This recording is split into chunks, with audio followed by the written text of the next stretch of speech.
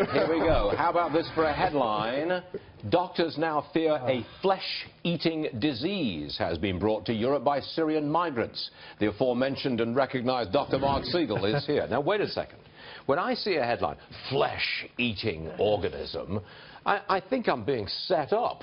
I mean, that's a scare, isn't it? It sounds absolutely awful. I can imagine somebody putting out that headline as a way of getting money for treatment. Where am I going wrong? Well, they're putting out that headline so people put eyeballs on it. I don't know about the money part. Probably money follows eyeballs. Money follows eyeballs. But here's the thing. Just like with Zika, there's a barrier here. It's called a sandfly. You can't get leishmaniasis unless that sandfly is around. That sandfly is all over Syria. It's all over the Middle East. So the refugees are spreading it all over the Middle East, around Turkey, Lebanon, Jordan. Okay. But and this is a huge worldwide problem, so I don't want to minimize it. There's 12 million cases in the world of this stuff. Does it kill you? It causes severe scarring on the skin. It can affect the mouth, the throat, mucous membranes. It is treatable, but it's hard to get a hold of that treatment. In the United States, most of those treatments aren't even approved. It's hard to treat, and it causes great scars. Okay. The vast majority of the cases do not die from it. Okay, everybody says, all right, flesh-eating organism, is it going to come here?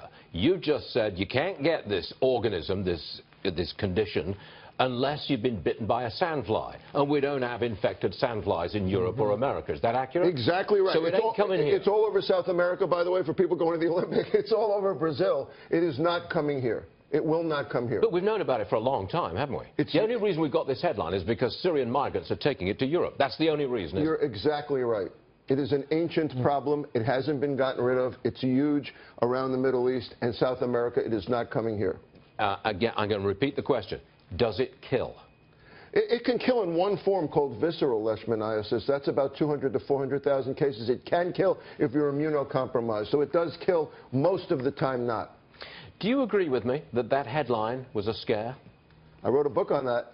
Totally agree with you. Oh, you did? I totally agree with you. That was designed to scare. And I guess your other point is that once you get people afraid, then money follows, and they'll put more money in it. This disease needs more money put into it. It needs more treatments, but not for this reason. You see, I hate to discount a threat of a medical condition like this. I hate to just almost walk away from it. I don't want to do that.